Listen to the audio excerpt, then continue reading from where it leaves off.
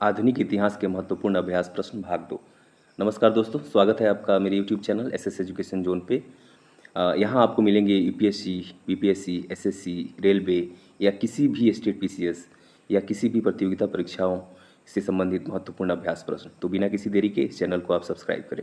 चलिए वीडियो में आगे बढ़ते हैं और आज का पहला प्रश्न है, पुर्तगाली उपनिवेश का प्रथम वायसराय भारत में कौन हुआ?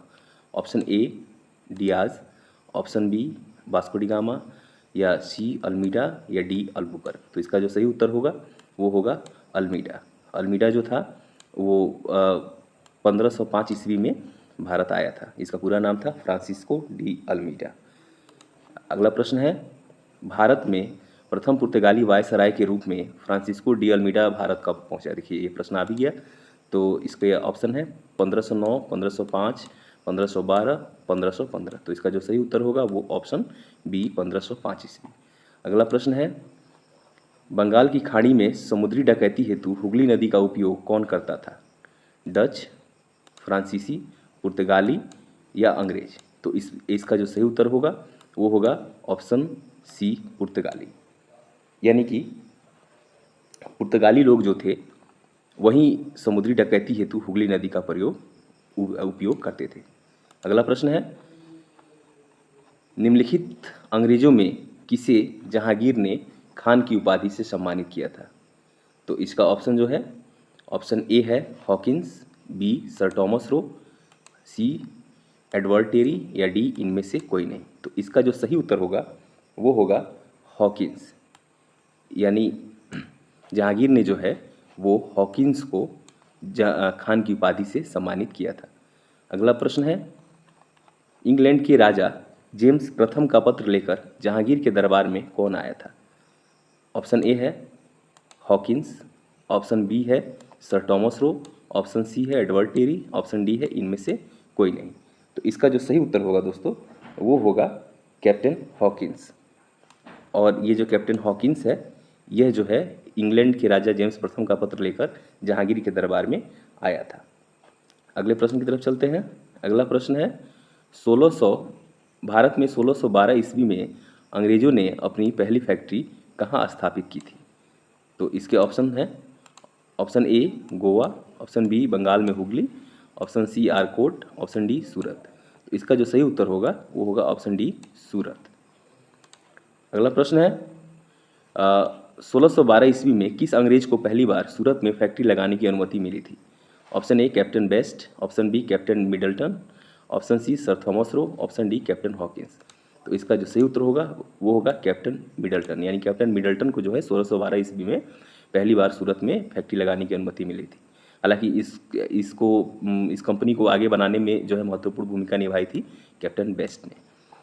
चलिए अगले प्रश्न की तरफ चलते हैं। अगला प्रश्न है हमारा, किस मुगल शासक के समय में सर थॉमस रो भारत आया था? इसका ऑप्शन है, option A Babur, option B Akbar, option C Jahangir, option D Shah Jahan. तो इसका जो सही उत्तर होगा वो होगा ऑप्शन सी, जहांगीर के समय में जो है सर थॉमस रो वो जो है वो भारत आया था। अगले प्रश्न की तरफ चलते हैं। अगला प्रश्न है हमारा, अगला प्रश्न है हमारा, डच इंडिया कंपनी ने किस वर्ष अपनी फैक्ट्री पटना में स्थापित की थी? ये तो बीपीएससी का सच में बहुत फेवरेट क्वेश्चन है। ऑप्शन ए 1601 ईस्वी, ऑप्शन बी 1632 ईस्वी, ऑप्शन सी 1774 ईस्वी, ऑप्शन डी 1651 ईस्वी। तो इसका जो सही उत्तर होगा वो होगा 1632 ईस्वी। 1632 ईस्वी में जो है वो डचों ने अपनी पहली फैक्ट्री पटना में स्थापित की थी। अगला प्रश्न है, सर्वप्रथम किस मुगल शासक ने ब्रिटिश के विरुद्ध संघर्ष किया था? Option A Jahangir, option B Aurangzeb, option C Shahjahan, option D Bahadur Shah Zafar. तो इसका जो सही उत्तर होगा वो होगा औरंगजेब। यानी औरंगजेब जो है सर्वप्रथम ब्रिटिश के विरुद्ध संघर्ष किया था। अगला प्रश्न है, मुगलों और अंग्रेजों के बीच पहली बार संघर्ष कब हुआ था?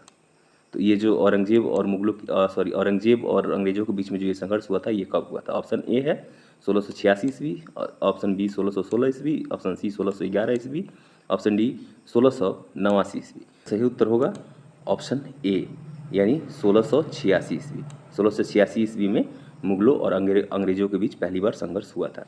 और इसमें अगर आप एक चीज़ पॉइंट आउट करना चाहें तो इसमें यह है कि मुगलों की तरफ से इसमें जो मुग़ल गवर्नर थे बंगाल में, शाइस्ता खान जो थे वो मुग़ल गवर्नर थे बंगाल में। और इन्होंने क्या किया था, उस समय के जो वहाँ वहाँ एक प्रमुख अंग्रेज़ था सेनापति, जिसका नाम था जॉब चार्नोक को इन्होंने वहाँ बंगाल से खदेड़ दिया था शाइस्ता खान ने। अगला प्रश्न है हमारा कि निम्नलिखित में से प्रथम कर्नाटक युद्ध का कौन सा तत्कालिक कारण था। तो इसका ऑप्शन ए है अंग्रेज और फ्रांसीसियों के बीच प्रतिद्वंदिता, ऑस्ट्रिया की गद्दी का जंग, ऑप्शन सी है कर्नाटक की राजगद्दी का मसला, ऑप्शन डी है अंग्रेज द्वारा फ्रांसीसी जहाज़ों का अधिग्रहण। तो इसका जो सही उत्तर होगा वो होगा अंग्रेजों द्वारा फ्रांसीसी जहाज़ों का अधिग्रहण। इसमें कर्नाटक युद्ध के बारे में अगर आप कुछ जानना चाहें तो ये आप समझें कि यह जो है प्रथम कर्नाटक युद्ध जो है 1746 ईस्वी में हुआ था। चलिए अगले प्रश्न की तरफ चलते हैं। अगला प्रश्न है 1760 का प्रसिद्ध वांडीवास का युद्ध अंग्रेजों द्वारा किसके खिलाफ लड़ा गया। ऑप्शन ए है फ्रांसीसी, ऑप्शन बी है स्पेन, ऑप्शन सी है मैसूर, ऑप्शन डी है कर्नाटक।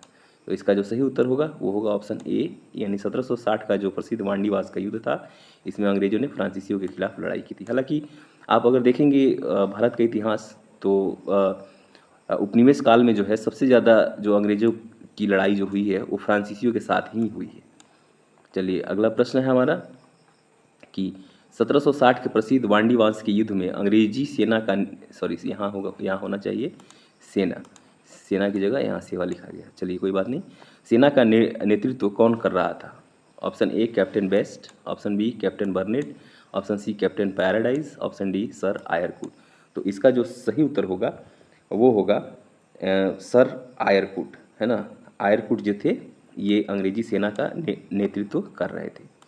अगला प्रश्न है वर्ष डैश डैश में टीपू सुल्तान और ब्रिटिश ईस्ट इंडिया कंपनी के बीच मंगलुरु की संधि पर हस्ताक्षर किए गए थे।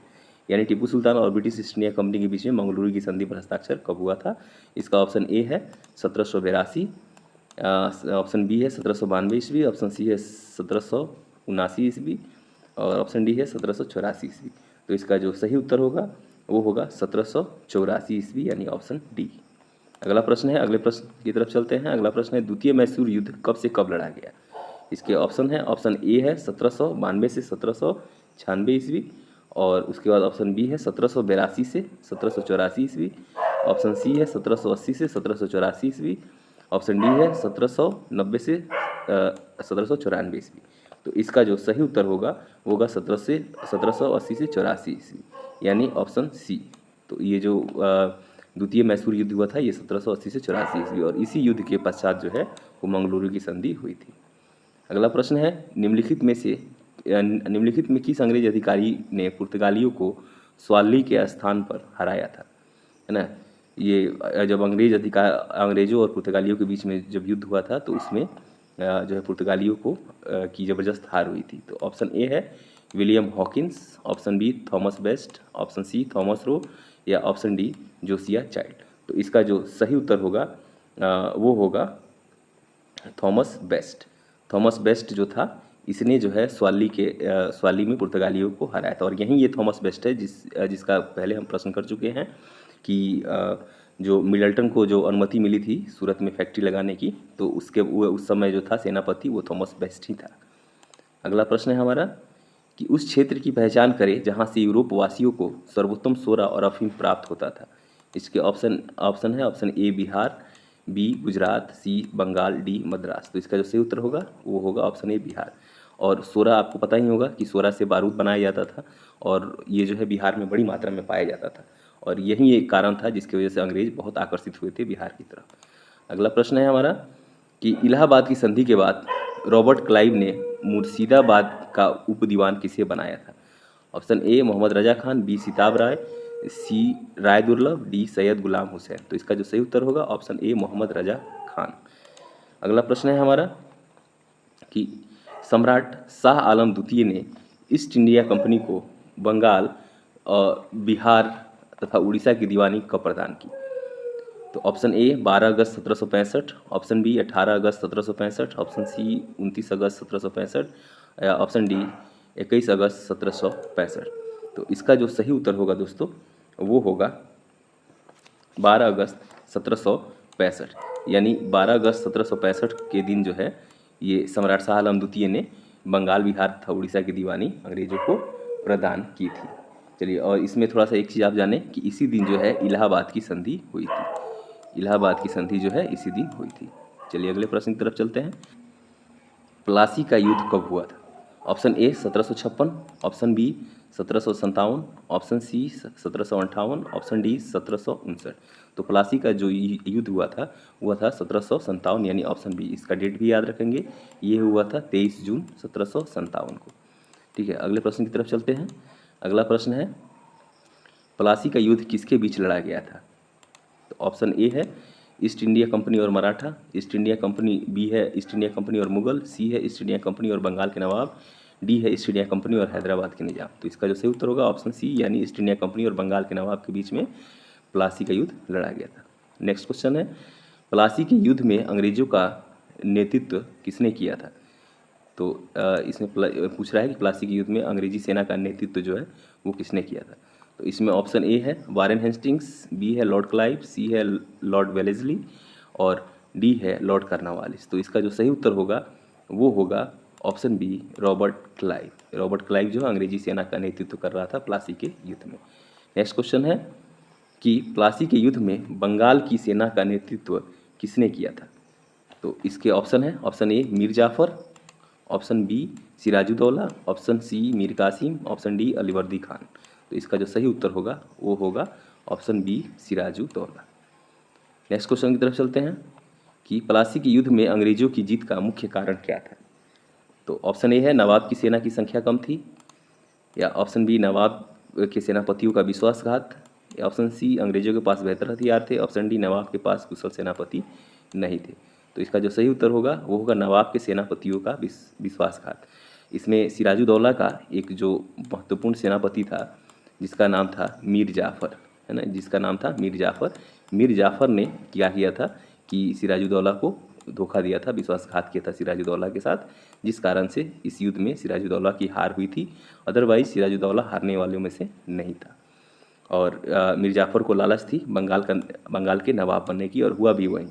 प्लासी के युद्ध के बाद अंग्रेजों ने मीर जाफ़र को बना दिया बंगाल का नवाब। हालांकि अगला प्रश्न है, प्लासी के युद्ध के बाद बंगाल का नवाब किसे बनाया गया? तो अभी मैंने बताया आपको।